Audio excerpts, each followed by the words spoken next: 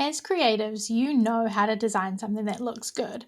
But when it comes to crafting your brand identity, how do you create something that communicates the right things, attracts the right people, and aligns with your overall vision? How can you translate those kind of abstract concepts like philosophy, purpose, or personality into concrete visual elements? Because I get it. It can be hard to go from like big ideas to specific design choices like fonts and colors. So today in this episode, I have a bunch of tips and my entire process to walk you through to help make that transition easier. So grab your sketchbook or open up your design software and let's get into it. Hello and welcome to Brand Your Passion, the show that helps you turn the thing you love the most into the thing people know and love you for. If you're an artist or maker who is ready to get more eyes on your work, more engagement in your audience, and more creativity in your life, then you're in the right place. I'm your host, Holly Arnett, the brand strategist and coach for creatives, and it's time to brand your passion. Today we are tackling a topic that is absolutely crucial for any artist or maker looking to grow your brand. How to use your brand strategy to design a brand identity that not only looks amazing, but truly resonates with your audience. So if you are just starting out or you're looking to refine your existing brand, this episode is going to have some really actionable insights for you. We are going to be exploring how to take that like really big, beautiful vision you have for your creative business and translate it into a cohesive visual identity, from choosing the right colors and fonts to designing logos and other brand elements that really capture who you are and what you stand for. But it's not just about making things look pretty. We are talking about designing with intention. How do you make sure that every design decision you make comes from this solid strategy so that your brand not only attracts the right customers, but it reflects your style and your business goals?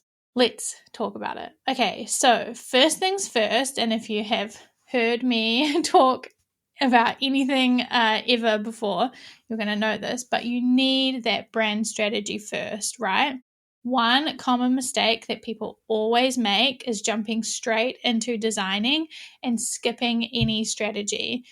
But this is going to make it really hard to make those decisions, or you're going to end up changing your design a bunch of times or feel like just a lack of conviction when it comes to making those decisions. You're going to be umming and ahhing and feeling like you're changing things all the time because you don't really know why you're making those decisions. You're probably choosing colors because you think they look cool, or you're like getting bored about what you currently have and you don't really feel like you have a reason behind choosing what you're choosing. So you need to have a strategy to help guide you in making those decisions. So this means understanding the 6 P's of brand strategy. These are your purpose, philosophy, personality, people, positioning, and presentation. And I have a free email course. It's called the Brand Magic Blueprint that will help you start figuring this out. It will walk you through each of these steps, one of them every day for 7 days, because spoiler alert, there's a secret 7th one, to help you uncover each of those parts of your strategy. If you don't already have a brand strategy, or you haven't started doing this process, or you want some help in doing this process, you can check out this email course. You can go to bit.ly/brand magic blueprint, and you can go through this process to start getting a brand strategy put together. But once you have that brand strategy, how do you use it to design your brand identity? One thing that you need to know before we start doing anything is that everything in design has meaning. So when you look at the color red, you might subconsciously feeling things like anger, or you might feel alert or passionate or hungry. When you see a cursive font, you might get a sense that whatever is typed in that typeface is elegant or fancy or expensive. If you see a sparkle icon, where before you might have seen something cute and magical, you might now start thinking about AI. all of these things hopefully help you understand that everything in design has meaning. So when we are going through this process, we are telling a story with every decision that we make. We are setting the energy with the colors and the tone with the typeface, the scene with the images. We are making subconscious links with our logo, all to create a picture in our audience's mind of who we are in the milliseconds it takes for them to make their first impression of us.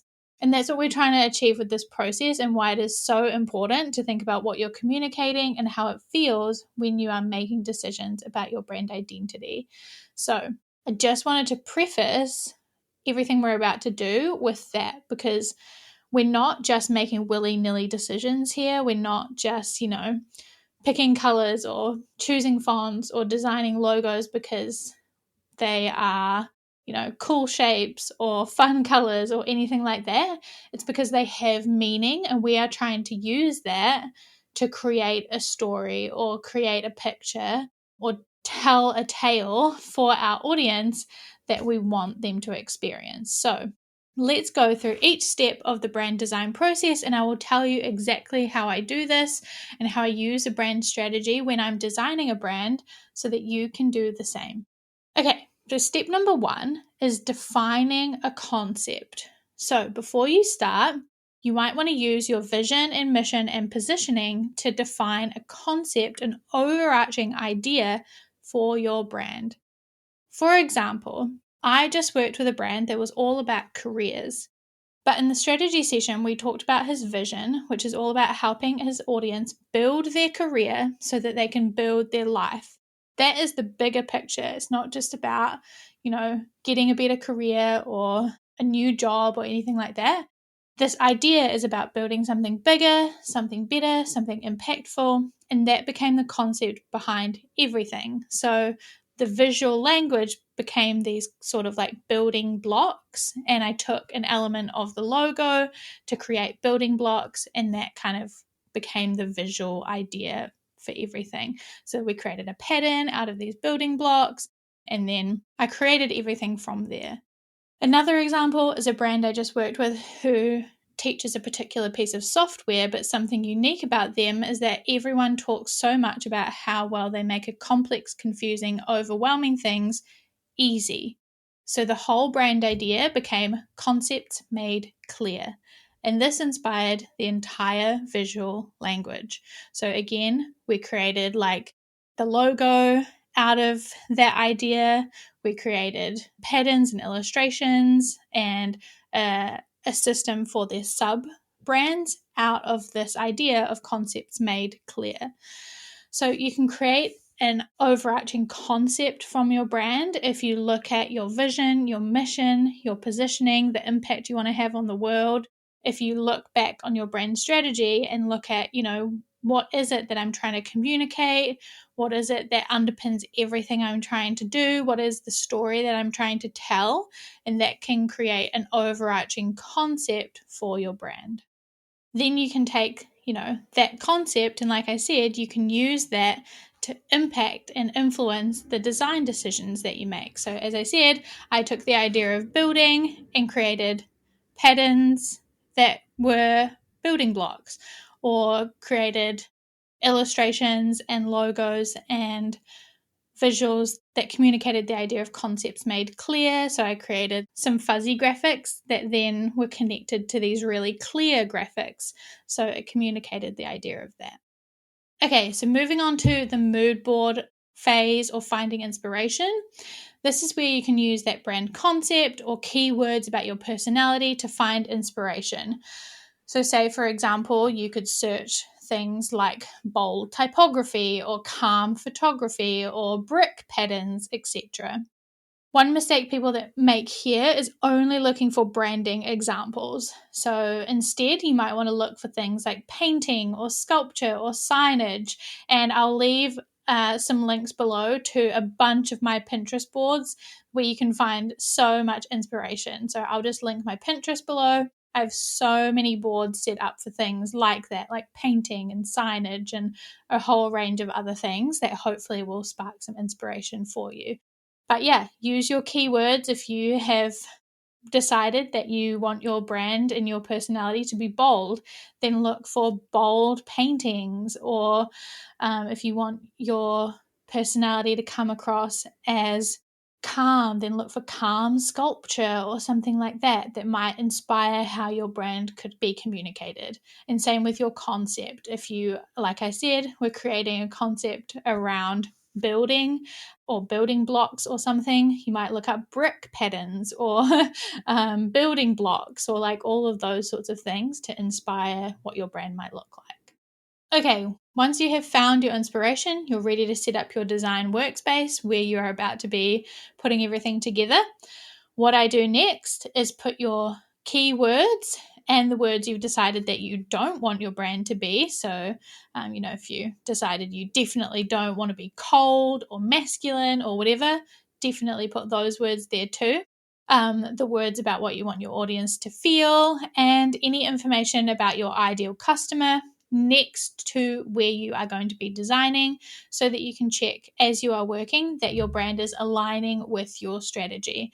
So I always have these keywords and information about the audience and any other key details that I need to know that I want to keep in mind as I'm designing right next to where I am working, so that as I'm putting things together, as I'm dropping in inspiration, as I'm doing anything to do with the brand, I can check all the time and make sure that what I'm doing is aligning with the strategy so that I don't get too carried away and start designing things that look nice and that I think are cool and that are working and that I really love, but don't align with what we wanted it to do, that aren't communicating the right things, that aren't appealing to the right people.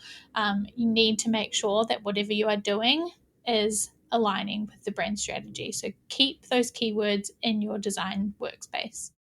Okay, phase number 4, choosing a color palette. How do you use your brand strategy to do this? So, number 1, you can obviously start with color theory and think about what colors traditionally communicate the keywords that you've decided you want your brand personality to come across like. So, if you want to communicate like trustworthiness, for example, blue is the traditional way to do that. So you can start there, obviously, but that's not the be all and end all. That is just the starting point. Then search for color palette inspiration. Again, looking up your keywords to find palettes that fit within your brand personality. But one mistake people always make here is not searching without their keywords. So you might miss something unexpected. So here, browse color palette inspiration without your keywords and see if you find something surprising that still fits your brand personality. So say, for example, you started searching bold color palettes or luxurious color palettes, for example. Make sure that you also just do a general browse through some color palettes and see if there's anything else that still feels bold and luxurious, because something else might surprise you and might still fit that just wasn't tagged in that certain way or didn't fit in that initial search. So just don't limit yourself by that initial search. Then you want to drop all that inspiration into your design space and start pulling out colors to create those palettes and refine those until you have a succinct palette that fits your brand personality. Then you can use tools like colors.co or Adobe Color to refine that palette even further and get it down to like 5 to 7 colors, for example, and make sure you check its accessibility as well. And again, make sure you check that against your list of keywords to make sure that it aligns with your brand personality goals. And think about your ideal audience and whether you think this is a palette that will appeal to them. So that is choosing a color palette. And you won't want to lock in your color palette at this point, because you will make sure you want to test it and do some, put it into some social media graphics or a website or something like that to test it and make sure they all work together and it looks good in context and things. But that's the basic process. Okay, finding the right fonts. This is how you'll use your strategy to do this. So again, you will start by looking into font classifications and which ones fit the personality you are trying to communicate through your brand. So, font classifications is a big, big topic, but I will again leave some links in the description or in the show notes so that you can start to get an understanding of this. But this is a little bit what I was talking about at the top of the episode, where if you see like a cursive font, it's going to generally give you the feeling of it being elegant and expensive and that sort of thing, versus if you see a sans serif font, that's going to feel a lot more simple and modern and give you a different feeling. So you want to just generally kind of get an understanding of the different kinds of fonts that are out there and how they generally feel and which ones might be the right type of ones for what you are trying to communicate through your brand. And then again, you want to do a similar thing to what you were doing with the colors. So search for some typography inspiration, looking up your keywords to find those fonts that fit with your brand personality. So again, do the same thing if you're searching for luxurious typography or bold typography or calm typography, calm fonts, etc. Do that same thing and see what comes up. And then again, as I said with colors, don't forget to just do a general browse to see what comes up in case you missed something. You don't want to miss those exciting surprises. And then make sure you drop those inspirations into your design space so that you can start gathering a good selection of inspiration, so that then when you go to search font foundries or marketplace websites like fonts.google.com or Creative Market, this is where you can find fonts that match your inspiration or that are, kind of informed by the inspiration that you gathered and that work well together. And then you can create a font suite of 2 to 3 typefaces that communicate your brand personality. And you're probably going to want, basically a one main typeface or primary typeface, which will be for like headings and is probably going to have a lot more going on. And then you're going to have a secondary typeface, which will be for like your body copy, so big paragraphs of text, and probably will be a little bit more simple. And then you might have a third typeface as well that could be for like subheadings or decorative parts of your typography, like if you just have like subheadings or little extra bits, you might have a third typeface there too. Okay, and then you're gonna want to again make sure you check these against your list of keywords to make sure they align with your brand personality goals, and think about their ideal audience and whether you think these fonts are going to appeal to them. So, if your audience is mums who are of a particular age and in a certain place and they have these certain values and they love this type of stuff, like get in their head and think about whether these fonts are something they are going to love and is going to attract them and they are going to be like, oh, I love that and that's something I would click on. Think about them and whether they are going to love these fonts or not. Okay, now let's talk about logos. So first things first, you want to take a look at the 7 unique types of logos. Again, I will link this to see which ones you think are right for you based on the style that you're going for and the personality you're trying to communicate and the audience that you're wanting to attract. Then you can search for logo design inspiration, again, looking up your keywords to find logos that fit with your brand personality. Logo design inspiration, you want to be really careful here that you are just looking for inspiration, not that you are looking for something to duplicate or copy or, just make your version of. You want to make sure that you are just really finding inspiration.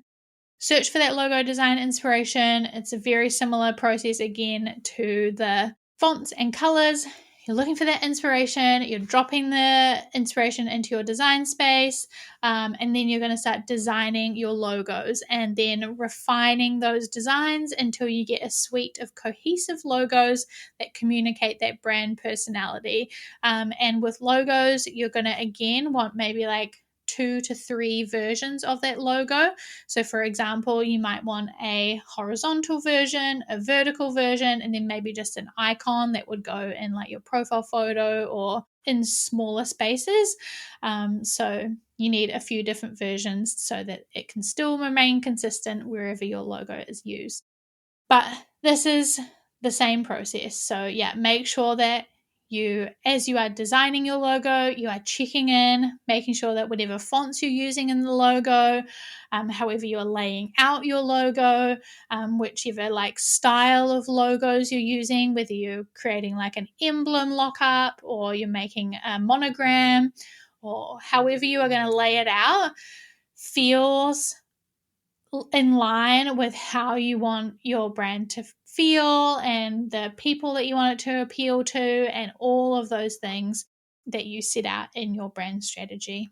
And again, make sure you check it against your keywords, think about your ideal audience, and all of those things.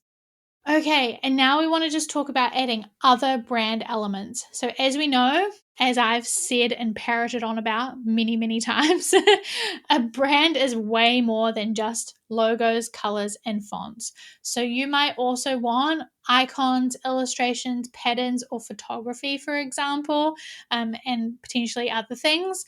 So, based on your brand concept and the inspiration that you gathered at the beginning, think about what other brand elements you want and need to be able to communicate your brand personality and create the experience you want to create and attract the right audience to your brand. So, as I said at the beginning, that example about the brand concept being about like building your career and building your life, I knew that I wanted some sort of like building block element to like create this idea of this like building your career and building your life. So I knew that that was one brand element that I wanted in this brand. So you might want something similar. So think about what your concept is, what experience you want to create, how you want to communicate your brand personality, and who your audience are, and what kind of elements you might want to add. So drop your inspiration into your design space again, design some brand elements, whether that is icons, illustrations, patterns, photography, etc., and then do the same process. So check against your list of keywords, think about your ideal audience, etc. And then, last but not least, you want to review everything together. So, if you haven't already, you might have at this point, you want to start putting things together. So, your logo, colors, fonts, and additional brand elements. So, you might want to create some examples. So, like I said before, maybe like an Instagram post or a mock up of your website or some sort of example where you can start putting these things together. This is what I do as a brand designer for my clients. I put them on mock ups. So, like a t shirt or a website homepage or an Instagram carousel or a Reels cover or like, those types of things for myself so that I can make sure all these elements are coming together and they work together as a full package, but also so that my client can see like, hey, all these elements work together and they create this full brand experience. So you want to do that as a practical thing to make sure that they work together like visually, but you also want to make sure that they, as a whole package, communicate your brand personality, they match the positioning you set as a goal, and that they will appeal to the audience you want to attract. Because you might, your logo individually might communicate the right thing, your colors might communicate the right thing, but when you put them together, they might create a different kind of energy. So you want to make sure that when you put everything together, it still communicates the right thing, it still feels like the right thing. So make sure you put it all together and test it all together. And if you're struggling to do this alone, make sure that you get feedback from a few other people. So that could be a friend or a colleague or, another artist, another creative, or people in your audience. Ask them what words they would use to describe the brand and who they think it would appeal to you. It would be really, really helpful to do that. And another great resource that will help you with this is to listen to the episode that I've recorded about how to know you're doing it right when DIYing your brand. It's just a few episodes before this one. So definitely recommend doing that. It will give you some advice about who to talk to and how to do that, and also some other tips about how to feel confident through doing the DIY branding process. So definitely recommend that. Okay, so that has been the process of how to use your brand strategy throughout the process of DIYing your brand. I'm going to give you some next steps now. So some actionable things you can do to actually start doing this. So number one, go through the Brand Magic Blueprint if you haven't already to get started on your brand strategy. It is going to walk you through each of these steps every day. So one step every day for 7 days to give you an actionable tip to uncover parts of your strategy. And you can get started at bit.ly/brandmagicblueprint. Once you have some thoughts on each of those 6 parts of your strategy, start gathering some inspiration for your brand identity based on your personality keywords and refine it down to a mood board that your ideal customer would love. And then if this is not something that you want to do for yourself, you can always hire somebody to do this for you. People like me or other amazing brand strategists and designers are here to support you in turning your vision to visuals. So feel free to reach out to another person to help you to do your design, because it's a process. It can be difficult, so it can be a lot. So don't feel like you have to do it all by yourself if you are feeling overwhelmed. So that would be my next steps to you, is to go through the Brand Magic Blueprint, create a mood board of inspiration for your brand, and then think about whether you want to do this process by yourself. If you do, that's great. Listen to more of my podcast episodes and we'll help you make that happen, or have a look at some designers who can help you make it happen. Okay, I hope this helps you to turn your brand strategy into your brand identity. And remember, the brand identity process is an iterative, creative process. So have fun, experiment, take your time, and don't be afraid to refine your ideas as you go. So I hope this is helpful as always. Until next time, keep creating, and I will see you in the next one. Okay, bye-bye. Thanks for listening to this week's episode of Brand Your Passion. If you enjoyed this one, it would mean the world to me if you could share it on social media and make sure to tag me at Maker and Moxie so that I can see and share it too. It really does help to get the show out there, which means that we can all work towards that Maker and Moxie vision of making the world a more creative place, one brand at a time. Thanks so much in advance, and I will talk to you in the next one. Until then, keep creating.